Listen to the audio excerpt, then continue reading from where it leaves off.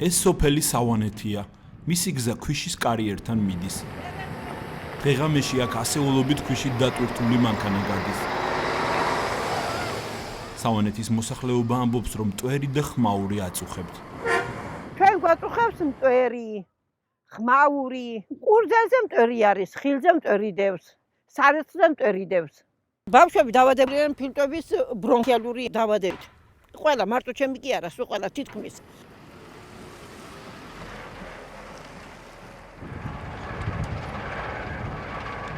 ქვიშის კარიერი საჩხერის რამდენიმე სოფელს შორისაა მოქცეული და ათეულობით ჰექტარზეა გადაჭიმული.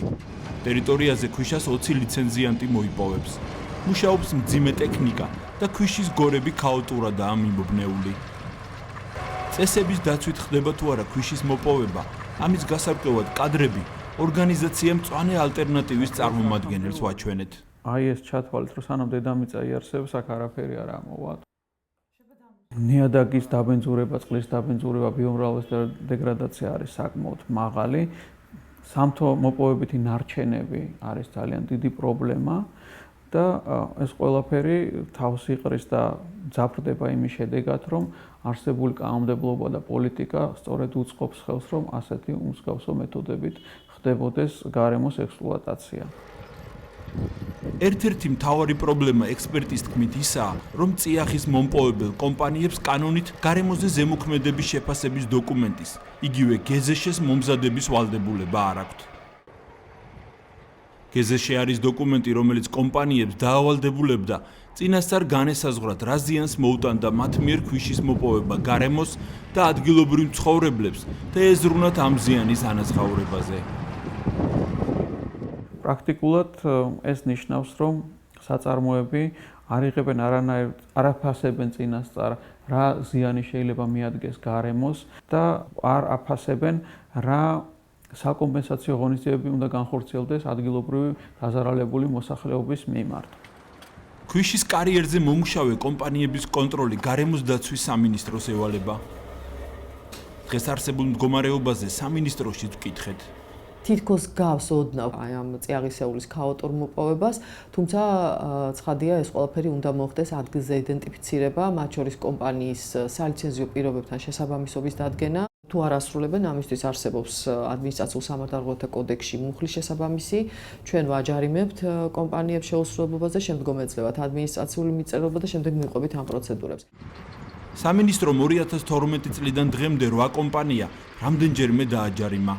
ჯარიმა 500 ლარიდან 26,000 ლარამდე მერყეობდა. ამისთვის ჩვენ გვჭირდება ჩვენ ევროკავშირის ვალდებულების შესრულება. როგორც ირაკლი მაჭარაშვილი ამბობს ქვიშის კარიერზე არსებულ დარღვევებს, ის ევროდირექტივები მოაწესრიგებდა, რომლის შესრულების ვალდებულებაც საქართველომ ევროკავშირთან ასოცირების შეთანხმებით აიღო. პირველ რიგში ეს არის გარემოზე ზემოქმედების შესახებ დირექტივა.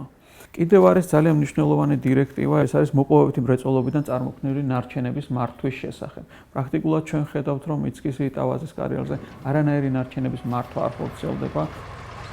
ერთ-ერთი ასეთი დირექტივა არის დირექტივა გარემოსდაცვითი პასუხისმგებლობის შესახებ, რომელიც შეეხება გარემოსათვის ზიანის მიყენების პრევენციასა და დაზიანებული გარემოს აღდგენას. ჩამოთვლილი დირექტივების შესაბამისი საკანონმდებლო ცვლილებები მთავრობას 2016 წელს უნდა მიეღო.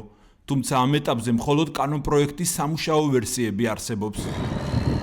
ვიდრე ხელისუფლება კანონმდებლობას ევროპულ სტანდარტებთან დაახლოებს და წიაღის მოპოვებით გამოწვეულ ზიანს შეამცირებს, იქვე მდებარე სოფლის მაცხოვრებლები ზარალდებიან.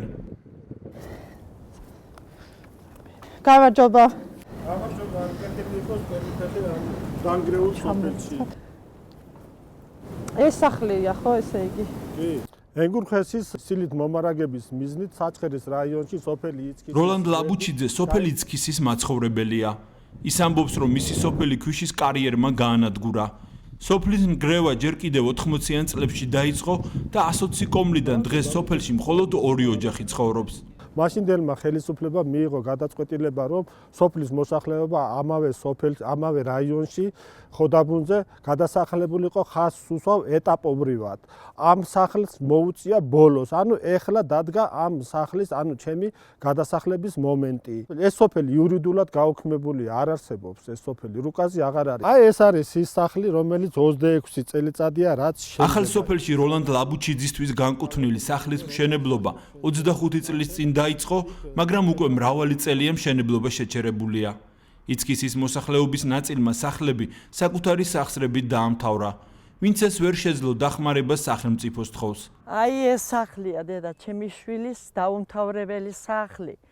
აღარ იქნე მისი დამთავრება, დედა და არც მუშაობა, არც კომპენსაცია, არასფერი ამას არ მივუღი არ საიდან. ჩვენ საჩხერის მუნიციპალიტეტს ვკითხეთ, აპირებენ თუ არა უსახლკაროდ დარჩენილთა დაკმაყოფილებას. ჩვენ მუნიციპალიტეტს არ გვაქვს იმდენი საშუალება, რომ ჩვენ ეს სოფლის მშენებლობა მივიყვანოთ ბოლომდე. ჩვენი ფინანსური რესურსებით ამას ვერ ვძლებთ. ქვიშის კარიერზე მომპოვებელი ლიცენზიანტები მოსაკრებელს საჩხერის მუნიციპალიტეტში იხდიან. მათ საშუალო წელიწადში 160,000 ლარზე მეტი შეაქვთ. ისეთი მტერია თითქოს და ჩამოწყდა და მოდისო. რადგან ხელისუფლება ზემოთ ჩამოთვლილი დირექტივების შესრულებას არ ჩქარობს, იქვე მდებარე სოფლების მოსახლეობას ისევ რთულ პირობებში უწევს ცხოვრება.